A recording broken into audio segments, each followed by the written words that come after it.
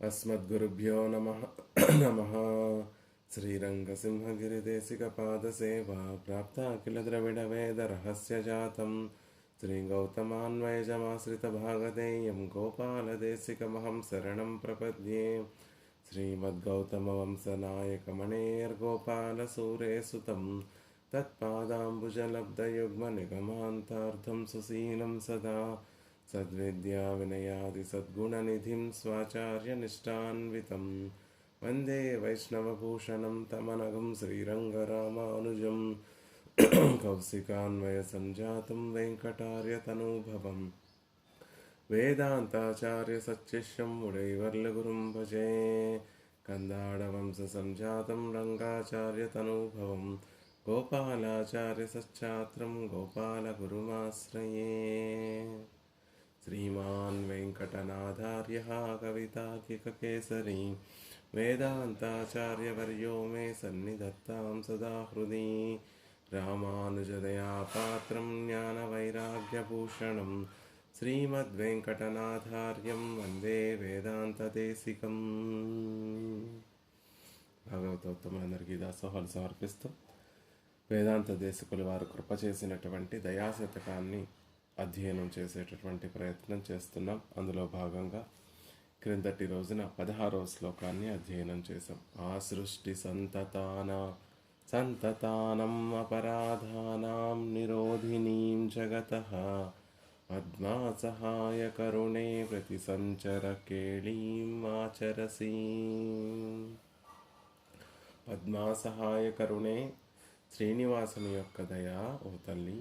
ఆ సృష్టి సంతతానాం అపరాధానాం నిరోధినీం జగతః, లోకల్లో సృష్టిని ప్రారంభించిన తర్వాత నుండి పెరిగిపోయేటటువంటి ఆ అపరాధములన్నిటినీ కూడా చేయడం కోసం ప్రతి సంచార కేళీం ఆచరసి, ప్రళయము అనేటటువంటి ఒక కేళిని, ఒక వినోదాన్ని ఆచరసి చేస్తున్నావు. లోకంలో పరమాత్మ సృజించి మనకి కర్ణ కళేబరాలన్నిటినీ కూడా ప్రసాదించింది ఆయనకి సమర్పించడం కోసమే. అయినప్పటికీ కూడా మనం ఈ శరీరాన్ని, పరమాత్మ ఇచ్చినటువంటి ఈ బుద్ధిని పరమాత్మ కైంకర్యానికి వినియోగించకుండా శాస్త్రంలో విహితమైనటువంటి కర్మలను ఆచరించండి అని ఆయన ఆజ్ఞాపిస్తే ఆ కర్మలను ఆచరించకుండా వద్దన్నటువంటి పనులన్నిటినీ కూడా చేస్తూ భాగవతాపచారము, అసహ్యాపచారము అనేటటువంటి అపచారములన్నిటినీ కూడా అలా చేస్తూ వెళ్ళిపోతూ ఉంటాయి. ఇకనైనా వీరిని వాటి నుండి రక్షించాలి అనేటటువంటి ఉద్దేశం చేత ప్రతి సంచార కేళీమాచరసి, ప్రతి సంచార కేళిని నువ్వు చేస్తున్నావు అంటే ఇక ప్రళయాన్ని ఆ చేయడానికి వీలు లేకుండా మళ్ళీ ఆ ఇంద్రియాలను, కర్ణకలేబరాలను పరమాత్మ తీసేసుకుంటున్నాడు. అదే ప్రళయము. నామరూపములన్నీ కూడా నశించిపోయి జీవుడు ఉండేటటువంటి స్థితిని ప్రళయం అంటారు. కాబట్టి ఇంకా అపరాధములు చెయ్యనివ్వకుండా చేస్తున్నాడు పరమాత్మ. కృపయే అది. రోగము వృద్ధి అయిపోతూ ఉంటే ఒక అవయవానికి ఏదో ఒక రోగం వచ్చి అది రోగాన్నంతా, శరీరం అంతా కూడా పర్యవసిస్తూ ఉంటే వైద్యుడు ఎలా అయితే ఆ అవయవాన్ని తొలగించి మనకి ఉపకారమే చేస్తాడో పరమాత్మ కూడా. ఆ సృష్టి సంతతానాం అపరాధానాం నిరోధినీం జగతః, లోకంలో అపరాధములన్నీ కూడా చేస్తూ వెళ్ళిపోతున్నటువంటి ఆ అపరాధములు పెరిగిపోతూ ఉంటే వాటిని నిరోధించడం కోసమే పరమాత్మ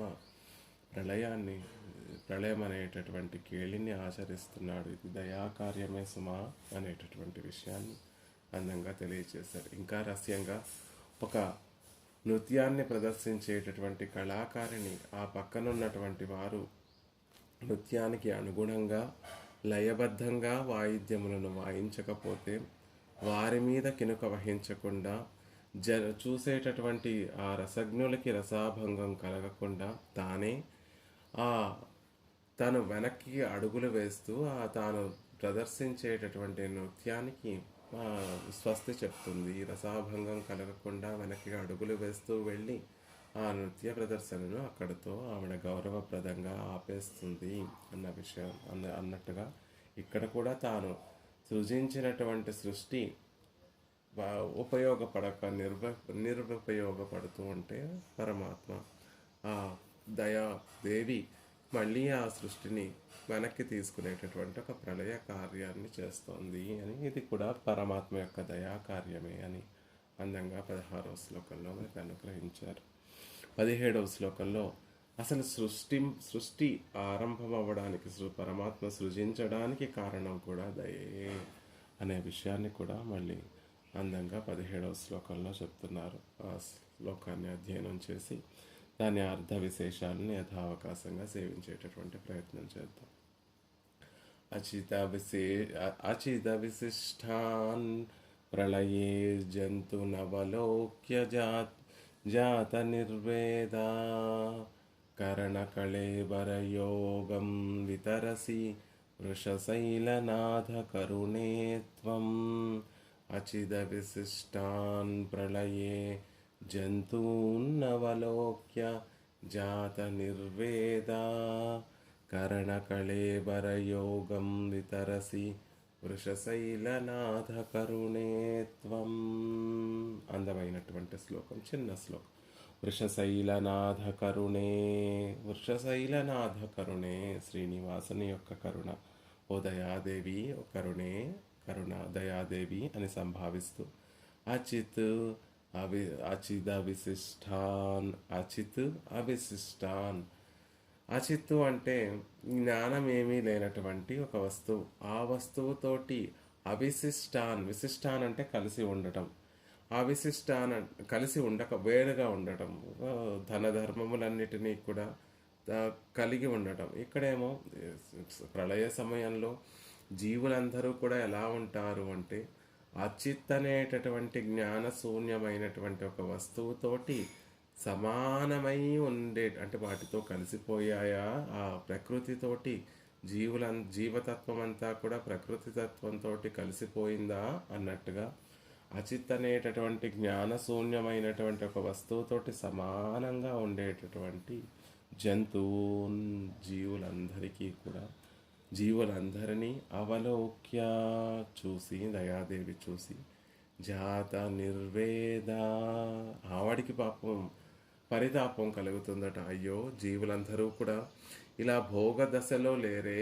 భోగము అంటే కర్మానుభవమైనా చెయ్యాలి, లేకపోతే మోక్షాన్నైనా పొందాలి. మహదానందాన్ని పొందేటటువంటి దశలోనూ లేరు, కర్మానుభవాన్ని పొందేటటువంటి దశలో లేరు. ఏవి అనుభవించడానికి వీలు లేనటువంటి దశలో ఉన్నారే.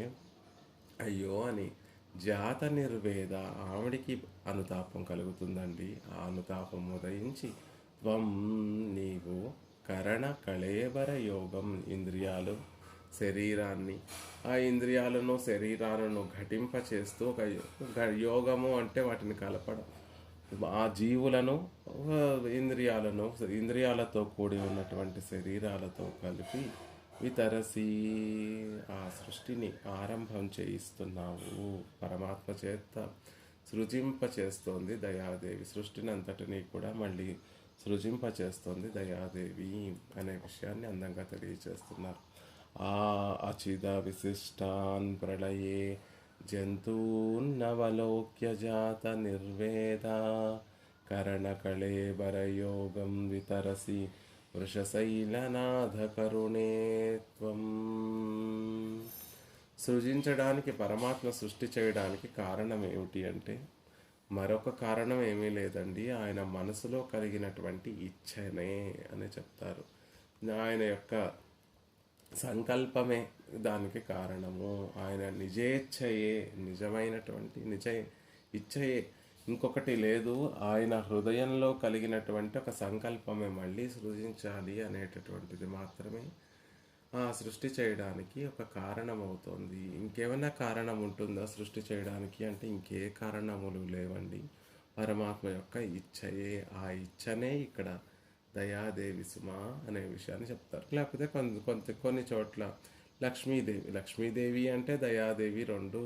పరమాత్మ యొక్క కరుణ యొక్క రూపాన్ని కడితేనే లక్ష్మీదేవి, కాబట్టి ఆ కరుణని ఇక్కడ దయాదేవిగా అభివర్ణిస్తున్నారు. కాబట్టి ఆ లక్ష్మీదేవే హృదయంలో దయను ప్రేరేపింపచేస్తే తద్వారా పరమాత్మ దయను చేస్తున్నాడు. తన ఇచ్ఛతోటి దయను చేస్తున్నాడు. ఆ ఇచ్ఛ ఏమిటి అంటే లక్ష్మీ విశిష్టుడైనటువంటి పరమాత్మ హృదయంలో కలిగినటువంటి దయే. అందుకే ఆళ్వార్లు జ్ఞానం పడైత్తవనై తిరుమార్భనై, జగత్తునంతటినీ కూడా పడైత్తవనై సృష్టించినటువంటి వాడు, తిరుమార్భనే లక్ష్మీని వక్షస్థలంలో కలిగినటువంటి హృదయంలో కలిగినటువంటి వాడు. ఆయన హృదయంలో లక్ష్మీదేవి ఉండడం వల్ల నామరూపములు లేకుండా పడి ఉన్నటువంటి ఈ జంతు రాశినంతటి జీవరాశినంతటినీ కూడా మళ్ళీ వాటి మీద పరమాత్మకి జాలి కలిగేటట్టుగా, హృదయంలో దయ కలిగేటట్టుగా ప్రేరేపించి ఆ హృదయంలో కలిగినటువంటి దయను పురస్కరించుకొని పరమాత్మ తన ఇచ్ఛతోటి సృష్టిని అంతటినీ కూడా చేస్తున్నాడు. అందుకే వృషద్గిరి నాథుని యొక్క ఓ దయాదేవి, ప్రళయకాలమందు జడులుగా అంటే ఏ జ్ఞానము లేకుండా జడ వస్తువు అయినటువంటి ప్రకృతితోటి సమానంగా పడి ఉన్నటువంటి జీవులందరినీ కూడా నువ్వు చూసి అనుతాపం కలిగి మళ్ళీ వీరికి ఇంద్రియాలతో కూడినటువంటి శరీరాలని ప్రసాదించాలి అనేటటువంటి భావన పెరుమాళకి కలిగేటట్టుగా చేసి పరమాత్మ చేత సృష్టి అంతా కూడా చేయిస్తున్నావు. సృష్టి కూడా దయాకార్యమే, దయాకృత్యమే అనేటటువంటి విషయాన్ని ఈ శ్లోకం ద్వారా మనకు తెలియజేస్తున్నారు. చాలా అందమైనటువంటి సంగతి ఈ శ్లోకానికి పూర్వపు శ్లోకానికి చక్కటి అందమైనటువంటి ఒక సంగతిని వ్యాఖ్యానంలో అనుగ్రహిస్తున్నారు. క్రిందటి శ్లోకంలో ఒక మంచి అనుభవం ఉన్నటువంటి ఒక నృత్యకారిని పక్కనున్నటువంటి వారందరూ కూడా, పక్కన వాయిద్యములను వాయించేటటువంటి కళాకారులందరూ కూడా అపరాధాలు చేస్తూ ఆవిడ నృత్య పదములకి, నాట్యంలో ఉన్నటువంటి ఆ విన్యాసాలకి తగినట్టుగా వాయిద్యాలను వాయించకపోతే రసాభాస కలగకూడదు, చూసే ప్రేక్షకులకి రసాభాస కలగకూడదు అనేటటువంటి భావనతోటి నైపుణ్యంతో అభినయిస్తూ వెనక్కి వెళ్ళిపోతూ ఆ నృత్యాన్ని పరిసమాప్తి చేస్తుంది నృత్యకారిణి. అలాగే దయాదేవి కూడా ప్రళయం అనేటటువంటి లీలను జరిపి మళ్ళీ ఇచ్చినటువంటి శరీరాలను ఇంద్రియాలను వెనక్కి తీసేసుకుంటుంది. కొంతకాలానికి ఆ వాద్యకర కళాకారులందరూ కూడా అపశృతులు సవరించుకొని మళ్ళీ పొరపాటు చెయ్యమమ్మా అని ఆ కళాకారుని దగ్గరికి వచ్చి చెప్పి, ఈసారి మళ్ళీ నృత్య ప్రదర్శన ఇవ్వండి, ఈసారి ఇదివరకులా మేము పొరపాట్లు చెయ్యము, జాగ్రత్తగా ఉంటాము, మేము చేసినటువంటి తప్పులన్నిటినీ తెలుసుకున్నాము, సరిదిద్దుకున్నాము, ఈసారి చక్కగా వాయిస్తాము వాయిద్యములన్నిటినీ అని ఆ నర్తకి దగ్గరికి వెళ్ళి అడిగితే, వారి పైన జాలి కలిగినటువంటి ఆ నర్తకి మళ్ళీ నృత్య ప్రదర్శనను ప్రారంభించి రసజ్ఞతతో కూడినటువంటి ప్రేక్షకులందరికీ, లోకానికందరికీ కూడా ఆనందాన్ని పంచుతూ ఉంటుంది. అలాగే దయాదేవి కూడా మళ్ళీ ఈ నామరూపాలు లేకుండా పడి ఉన్నటువంటి ఈ జీవరాశులందరికీ కూడా మళ్ళీ కర్ణకలేపరాలు పరమాత్మ చేత ప్రసాదింపచేస్తుంది అనే విషయాన్ని అందంగా నృత్య నర్తకితోటి పోలుస్తూ అందంగా చెప్తున్నారు. ఇదివరకు కూడా మనం చెప్పుకున్నాం, పిల్లలు అల్లరి చేసేస్తుంటే ఆ అల్లరి భరించలేనటువంటి తల్లి పిల్లల్ని ఏమనలేక పిల్లల్ని పడుకొని బుజ్జగించి లాలించి నిద్రపుచ్చుతుంది. వారిని వారించడం కోసం, అల్లరి చేయకుండా వారించడం కోసం తల్లి ఆ పిల్లల్ని బుజ్జగించి పడుకోబెడుతుంది, నిద్రపుచ్చుతుంది. కొద్దిసేపు ఉన్నాక మళ్ళీ ఆ తల్లికే జాలి కలుగుతుంది. అయ్యో ఎంతసేపు పడుకుంటారు ఈ పిల్లలు, ఏమైనా తినాలి కదా, పుచ్చుకోవాలి కదా, లేకపోతే నీరసం వచ్చేస్తుంది పిల్లలకి అనే భావన చేత ఆ పడుకున్నటువంటి పిల్లల్ని మళ్ళీ ఆవిడే తట్టి లేపి బుజ్జగిస్తూ లేపి వారి దేహేంద్రియాలకి కావాల్సిన పుష్టినిచ్చేటటువంటి ఆహార పదార్థాలన్నిటినీ కూడా తల్లే మళ్ళీ వారికి తినిపిస్తూ ఉంటుంది. ఇలాగే దయాదేవి కూడా ప్రళయంలో నామరూపాలన్నిటినీ కూడా నశింపచేసి తన హృదయంలో, తన ఉదరంలో పరమాత్మ జీవులందరినీ రక్షిస్తూ ఉంటే మళ్ళీ వారికి కర్ణకలేబరాలు ప్రసాదించాలి అనేటటువంటి ఉద్దేశం చేత పరమాత్మ హృదయంలో దయ ఉప్పొంగి పరమాత్మ సృష్టిని చేస్తున్నాడు అని చెప్తున్నారు. మామూలుగా ఎలా చెప్పాలి అంటే సృష్టి ప్రళయములు అంటారు, కానీ సృష్టికి బీజం ఏమిటి అంటే ప్రళయ దశలో దయాదేవి ప్రళయ దశలో జీవుల స్థితిని చూసి ఆవిడ యొక్క నిర్వేదాన్ని ఆవిడ ఒక జాలిపడి ఆవిడకి దుఃఖం కలిగి మళ్ళీ సృజింప చెయ్యాలి వీరందరినీ అనేటటువంటి విషయంతో సృష్టి ప్రారంభమవుతుంది. కాబట్టి ముందు ప్రళయాల గురించి చెప్పి తర్వాత సృష్టి గురించి చెప్తున్నారు అనే విషయాన్ని అందంగా చెప్తున్నారు. ఆ ప్రళయంలో నామరూపాలు లేకుండా నశించిపోయి పడి ఉన్నటువంటి జీవరాశులను చూస్తే అప్పుడు పరమాత్మ హృదయం దయతోటి ఉప్పొంగిందండి. తర్వాత ఆ దయని పురస్కరించుకొని పరమాత్మ తన ఇచ్ఛ చేత సృష్టినంతటిని కూడా చేస్తున్నాడు అనే విషయాన్ని అందంగా తెలియచేస్తూ అందుకనే ముందు ప్రళయం గురించి అనుగ్రహించి తర్వాత సృష్టి గురించి చెప్తున్నారు. ఈ ప్రళయ సమయంలో ఎలా ఉంటుంది సృష్టికి పూర్వము ఉండేటటువంటి స్థితి అంటే అచిద విశిష్టాన్ ప్రళయే అచిద విశిష్టాన్ ప్రళయే. ప్రళయకాలమందు ఎలా ఉంటుంది అంటే ఒక కంసాలి ఒక ఆభరణాన్ని చేస్తూ ఉంటాడు, బంగారు ఆభరణాన్ని చేస్తూ ఉంటాడు. ఆభరణాన్ని చేస్తూ ఉంటే ఆ సువర్ణ బంగారు కణములు ఉంటాయి. ఆ బంగారు కణములన్నీ కూడా రాలిపోతూ ఉంటాయి, కింద అంతా చేసేటటువంటి చోట్లో రాలిపోతూ ఉంటాయి. ఆ రాలినటువంటి బంగారు కణములన్నిటిని రజస్సునంతటినీ కూడా ఆ కంసాలి ఏం చేస్తాడు అంటే ఒక మైనపు ముద్ద తీసుకొని ఆ రాలినటువంటి ఆ బంగారు కణములన్నిటినీ కూడా మైనపు ముద్దతోటి సేకరిస్తూ ఉంటాడు. ఆ సందర్భంలో ఎలా అయితే బంగారము మైనపు ముద్ద లోపలికి ఈ బంగారు కణములన్నీ కూడా చేరిపోయి ఎలా అయితే ఉంటాయి, మళ్ళీ ఏం చేస్తాడో కంసాలి అంటే ఈ మైనపు ముద్దని ఎవరో మ్యూట్లో విజయ్ గారు మ్యూట్లో ఉండాలమ్మా.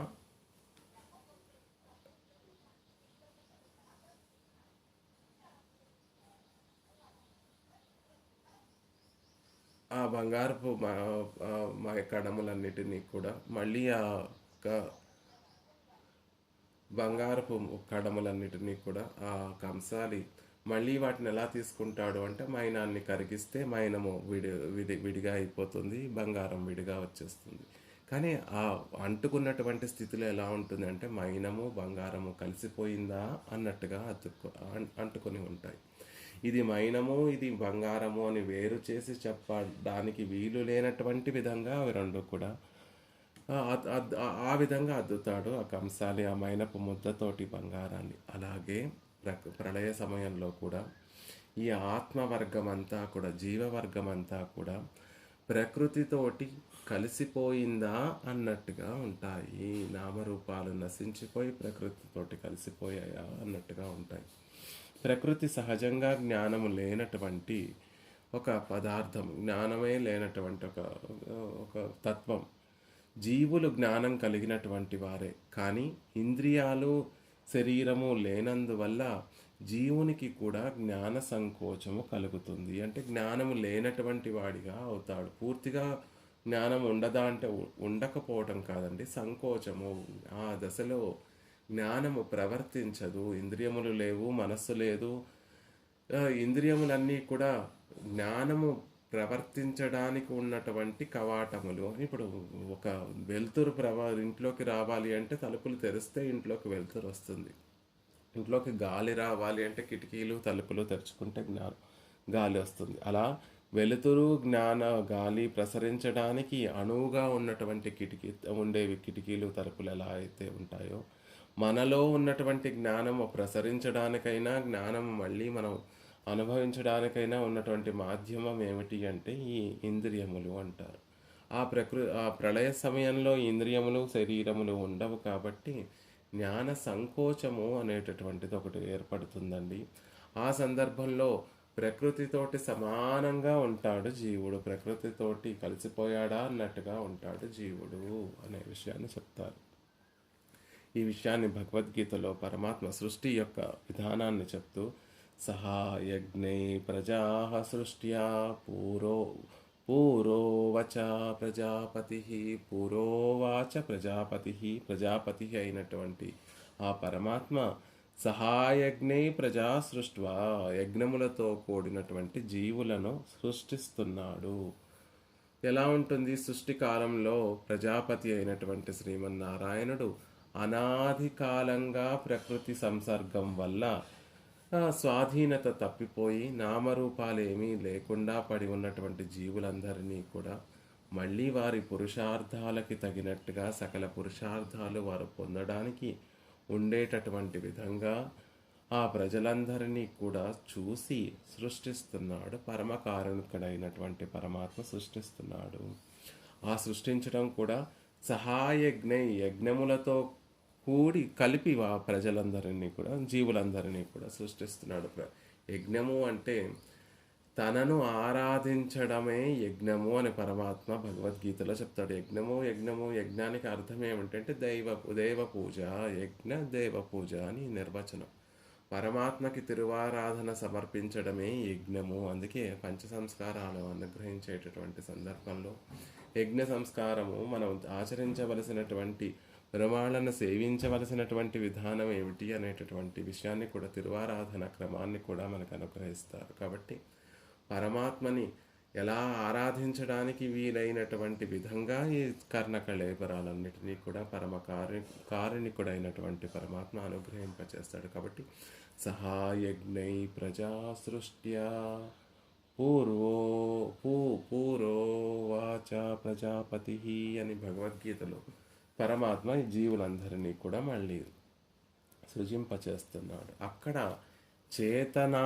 చేతనేతర కల్పాహ అంటారు. అంటే జ్ఞానము ఏమాత్రము లేకుండా జడమైనటువంటి ఒక వస్తువుగా పడి ఉన్నటువంటి జీవరాశుల్ని ప్రళయంలో ఏమవుతుంది అంటే ప్రకృతి తత్వాన్ని పరమాత్మ తన ఉదరంలో ఉంచుకుంటాడు. జీవులందరినీ కూడా జీవతత్వాన్ని తన ఉదరంలో ఉంచుకుంటాడు. ఆ ప్రకృతితోటి జీవతత్వం అంతా కూడా సంసర్గం ఏర్పడి రెండు కలిసిపోయి అనేక కాలం, చాలా కాలం ఆ విధంగా ఉండడం వల్ల సహజంగా జీవుడికి ఉండవలసినటువంటి ఆ జ్ఞానము సంకోచిస్తుంది, తగ్గుతుందండి అనే విషయాన్ని చెప్తారు. మళ్ళీ సృష్టిని పరమాత్మ సృజించిన తర్వాత మళ్ళీ శరీరాలను ప్రసాదిస్తాడు, ఇంద్రియాలను ప్రసాదిస్తాడు. కాబట్టి ఆ ఇంద్రియాల వల్ల మళ్ళీ జ్ఞాన వికాసం కలుగుతుంది అని చెప్తారు. తేన త్రివర్గేపి అనర్హాః కిం పునః అపవర్గే స్వప్రకాశత్వేపి అత్యంత జ్ఞాన సంకోచాత్ తత్కల్పత్వం నతు జ్ఞాన వినాశాత్. స్వయంగా జీవాత్మలన్నీ కూడా స్వయంగా ప్రకాశం కలిగినటువంటివి. ఆయా ధర్మార్థ కామములు అనబడేటటువంటి త్రివర్గము అంటే ధర్మము, అర్థము, కామము. వీటి పట్ల వాటి ప్రవర్తన ప్రళయ సమయంలో జీవులు నామరూపాలు లేకుండా పడి ఉన్నటువంటి జీవులు ధర్మాన్ని పొందలేరు, కామాన్ని పొందలేరు, అర్థాన్ని పొందలేరు, ఇక పరమ పురుషార్థమైనటువంటి మోక్షాన్ని కూడా పొందలేరు. కాబట్టి జీవాత్మల యొక్క జ్ఞానం తరిగిపోయిందే కానీ జ్ఞానం నశించిపోలేదు, చాలా తక్కువగా ఉంటుంది. అందుకే కల్పం అనేటటువంటి శబ్దాన్ని ప్రయోగించారు. అలా ఉన్నటువంటి జీవులందరినీ కూడా చూస్తుంది దయాదేవి. అంటే భోగ్య అనుభవ దశలో లేనటువంటి జీవాత్మలు, అటు కర్మానుభవము చేయడానికి లేనటువంటి స్థితి, భోగానుభవం మోక్షానుభవము చేయలేని స్థితి. పోనీ జీవులందరూ కూడా మోక్షానికి చేరి పరమపదానికి చేరి ఆనందానుభవం అనుభవిస్తూ ఉంటే మళ్ళీ సృష్టించవలసినటువంటి అవసరం లేదు. అలా కాకుండా జీవులు కర్మానుభవం చేయడం లేదు, మోక్షానుభవం చేయడం లేదు. అలా పడి ఉన్నటువంటి జీవులందరినీ కూడా ప్రళయే జంతూన్నవలోక్య, ప్రళయ కాలమునందు దయాదేవి దీన దశలో ఉన్నటువంటి జంతువులన్నిటినీ కూడా అవలోక్య కటాక్షిస్తుంది, చూస్తుంది అని చెప్తున్నారు. అంత అందమైనటువంటి మాటను ప్రయోగించారు దేశకులు. అంటే జీవతత్వాన్ని అంతటిని, జీవాత్మలన్నిటినీ కూడా జంతూన్ అనేటటువంటి ఒక పదాంతో వ్యవహరిస్తున్నారు.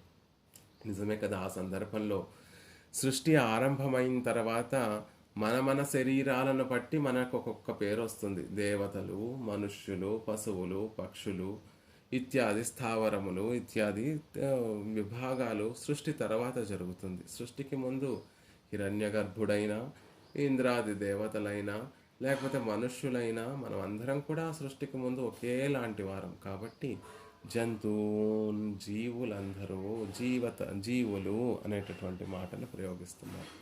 ఆ జీవులందరికీ కూడా పరమాత్మ యొక్క ప్రజలే, పరమాత్మ యొక్క బిడ్డలే కాబట్టి ఆ మంచి కాలం ఆసన్నమవగానే ఆ పరమాత్మ హృదయంలో నామరూపాలు లేకుండా పడి ఉన్నటువంటి ఈ జీవులందరి పట్ల దయ ఉప్పొంగుతుంది.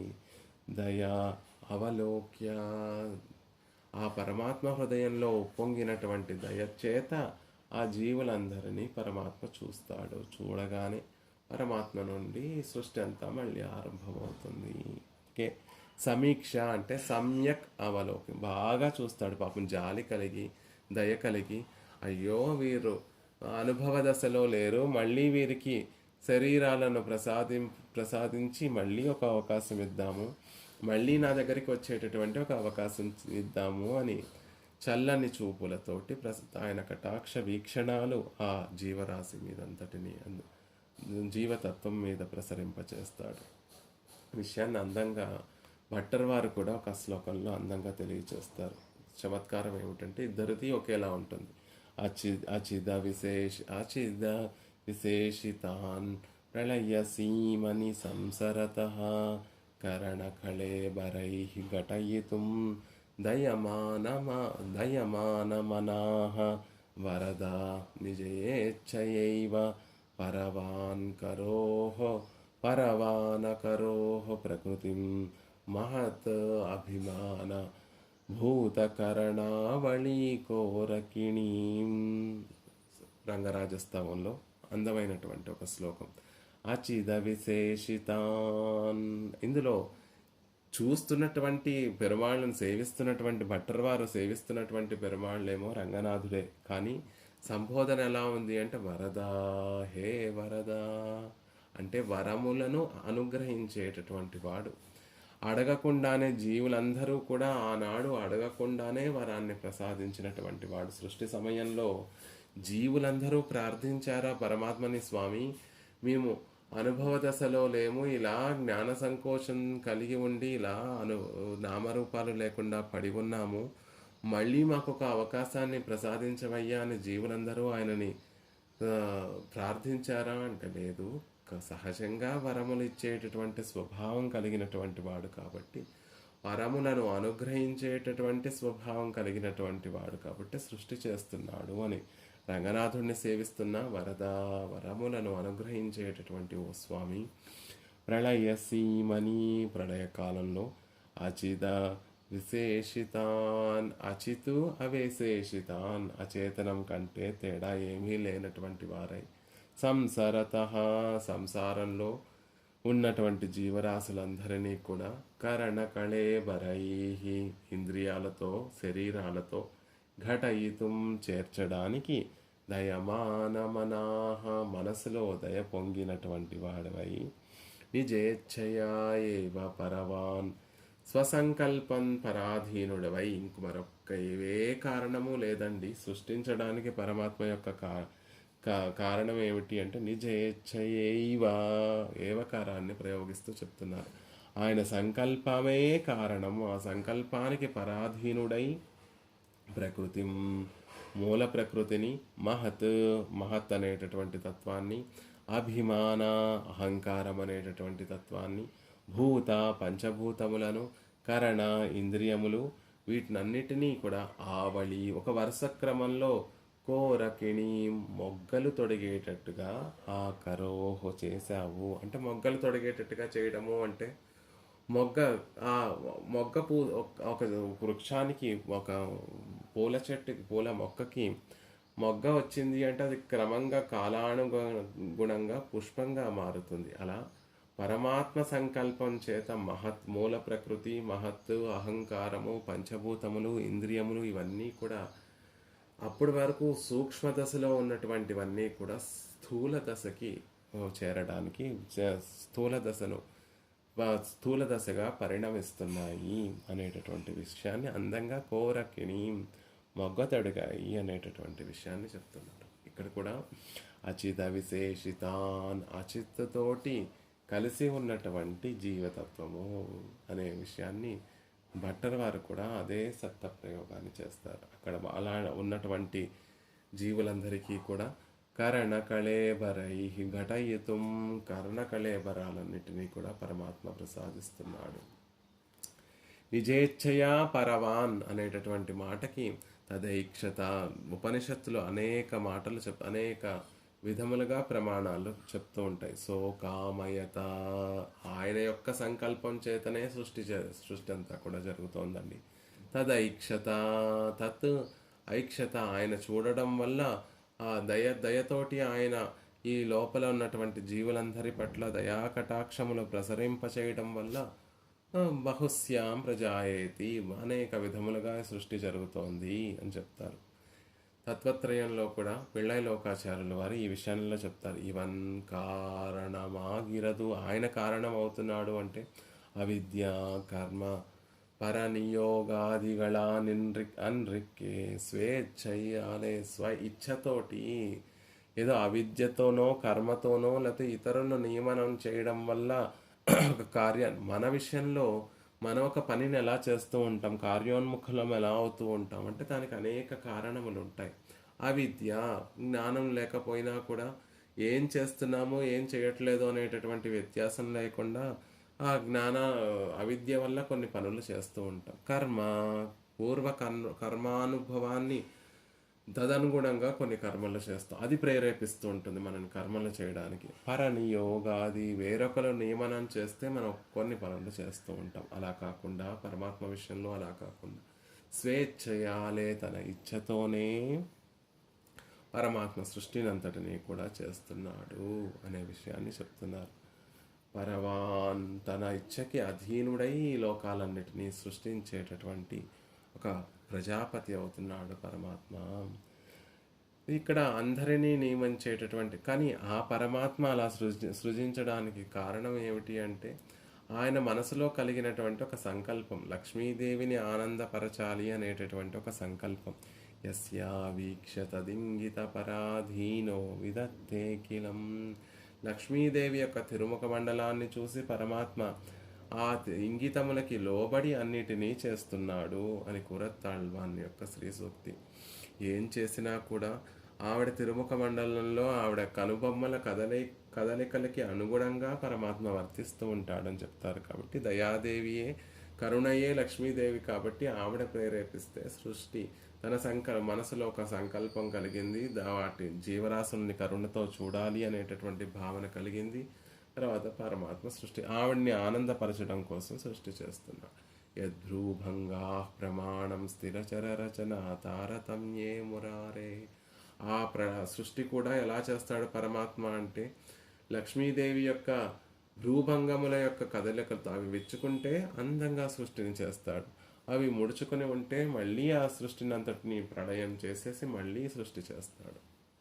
తిరువైముజిలో కూడా ఆళ్వార్లు కూడా ఈ విషయాన్ని అందంగా తెలియచేస్తారు. అల్లి మలర్ పోగ మయక్కుగళాగియుం నిర్కుమ్మమ్మాన్ ఎల్లయిల్ జ్ఞానత్తన్ జ్ఞానమవదే కొండు எல்லா కరుమంగళం సెయ్యి, எல்லா కరుమంగళం సెయ్యిదు, ఆయన కలిగినటువంటి తన్ జ్ఞానం అవదే కొండు, ఆయన జ్ఞానంతోనే సంకల్పంతోనే ఈ సృష్టి ఎలా కర్మంగళ్ సెయ్యి, ఎలా కర్మంగా అన్ని వ్యాపారములను చేస్తున్నాడు. అన్ని వ్యాపారములు అంటే సృష్టించడము, రక్షించడము, ప్రళయము, ఇవన్నీ కూడా ఆయన స్వసంకల్పం చేతే చేస్తున్నాడు. కానీ ఆ సంకల్పం ఎలా కలుగుతోంది అంటే అల్లి మలర్ పోగమయక్కు గళాగియం నిర్కామ్మ, లక్ష్మీదేవితోటి సంశ్లేషం చేయడం వల్ల కలిగినటువంటి ఆనంద అనుభవాన్ని అనుభవిస్తూ ఆ నిరతిశయమైనటువంటి ఆనందాన్ని కలిగినటువంటి వాడై ఆ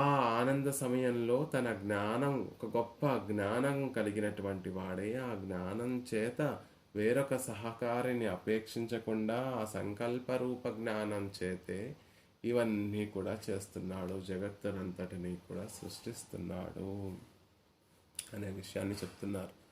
లక్ష్మీదేవి సంశ్లేషం వల్ల పరమాత్మలో మరుగున పడి ఉన్నటువంటి గుణములన్నీ కూడా ప్రకాశిస్తాయండి, గొప్పగా ప్రకాశిస్తాయి. ఎక్కడో మారుమూల పడి ఉన్నటువంటి దయ కూడా ప్రకాశిస్తుంది, క్షమ కూడా ప్రకాశిస్తుంది.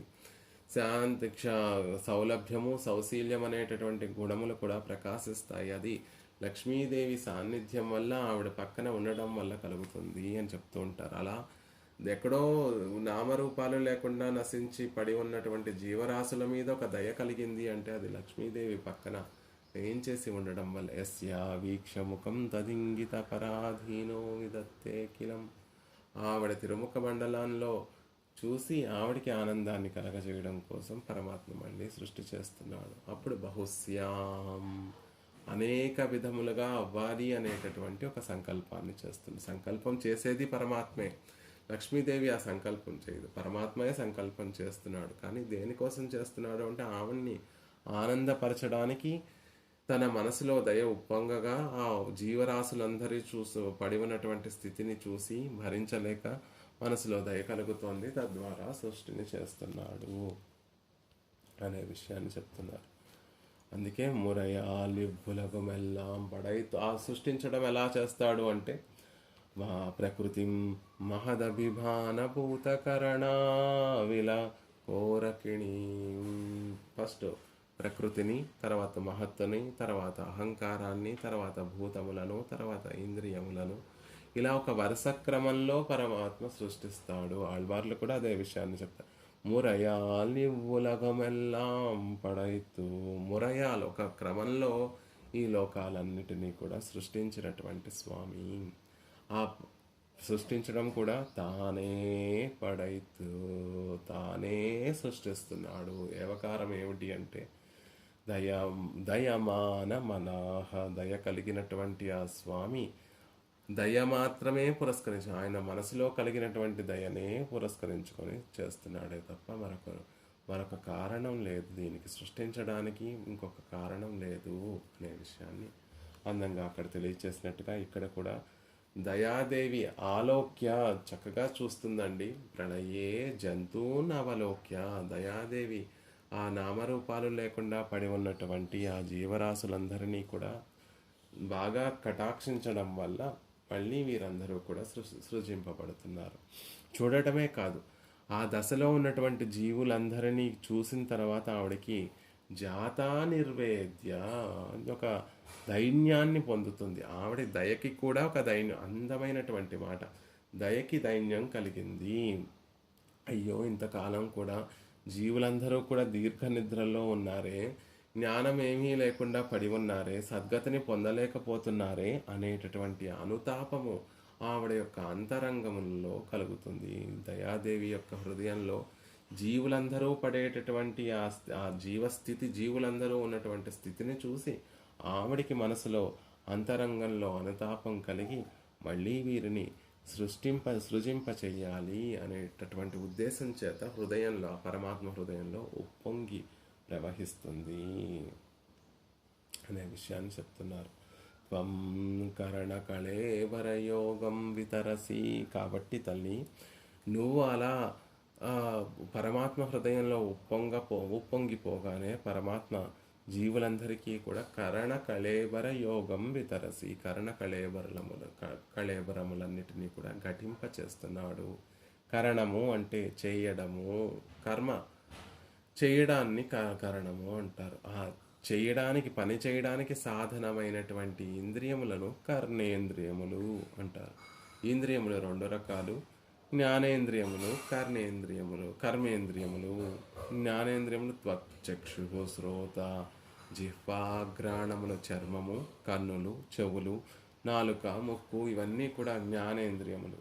అలాగే వాక్పాణి పాదవు పాదపాయు ఉపస్థలు, వాక్కు, చేతులు, కాళ్ళు, మలమూత్రము విసర్జించడానికి ఉండేటటువంటి అవయవాలు, ఇవన్నీ కూడా కర్మేంద్రియములు. ఆ కర్మను ఆచరించడానికి ఉపయుక్తంగా ఉన్నటువంటి సాధనములు కాబట్టి కరణములు అంటారు. కళేబరము అంటే శరీరము, యోగము అంటే ఒకదానితో ఒకటి చేర్చడం. ముందు ఇంద్రియాలను సృజించి పరమాత్మ ఇంద్రియాలతోటి శరీరాన్ని సృజించి ఇంద్రియాలను శరీరాన్ని కలిపి తర్వాత ఆత్మవర్గాలన్నిటినీ కూడా ఆయా ఆత్మ యొక్క పూర్వ కర్మానుగుణంగా ఏ జీవాత్మ ఏ శరీరంలోకి వెళ్ళాలి, దేవ శరీరంలోక, మనుష్య శరీరంలోక, తిర్యక్ శరీరంలోక, స్థావర శరీరంలోక, దేనిలోకి వెళ్ళాలి అనేటటువంటి విషయాన్ని కూడా పరమాత్మ తర్వాత నిర్ణయిస్తాడు, కర్మానుగుణంగా నిర్ణయిస్తాడు. అలా లోకంలో మనందరికీ కూడా మళ్ళీ శరీరాన్ని ప్రసాదిస్తున్నాడు పరమాత్మ. దీనికి కారణం దయాదేవియే సుమా. ఆయన హృదయంలో కలిగినటువంటి దయాయే. అచిద విశిష్టాన్ ప్రళయే జంతూన్నవలోక్య జాత నిర్వేద కరణకళేబరయోగం వితరసి వృషశైలనాథ కరుణే త్వం. పరమాత్మ హృదయంలో ఉప్పొంగినటువంటి దయచేతనే మనకి మళ్ళీ కర్ణకళేబరములు ప్రసాదింపబడ్డాయి. సృష్టి అంతా కూడా మళ్ళీ పరమాత్మ యొక్క దయచేతనే జరిగింది అని చెప్తున్నారు. ఎందుకు కల్పింపచేసింది పరమాత్మ దయాదేవి ఈ శరీరాన్ని, ఈ ఇంద్రియములతో కూడినటువంటి శరీరాన్ని అంటే విచిత్ర దేహ సంపత్తి ఈశ్వరాయ నివేదితుం పూర్వమేవ కృత బ్రహ్మన్ హస్తపాదాది సంయుత. పూర్వమేవ కృత బ్రహ్మన్ పరమాత్మ పూర్వము సృష్టికా సమయమునందు ప్రళయం తర్వాత ఉండేటటువంటి కాలంలో కృత చేశాడు విచిత్ర దేహ సంపత్తి, విచిత్రమైనటువంటి దేహ సంపత్తిని పరమాత్మ కృప చేశాడు. దేనికి? ఈశ్వరాయ నివేదితం, ఆయనకి నివేదించడం కోసం, ఆయనని సేవించడం కోసం, ఆయనకి కైంకర్యం సమర్పించడం కోసం పరమాత్మ ఈ విచిత్రమైనటువంటి విచిత్రమైనటువంటి శరీరాన్ని ప్రసాదించాడు.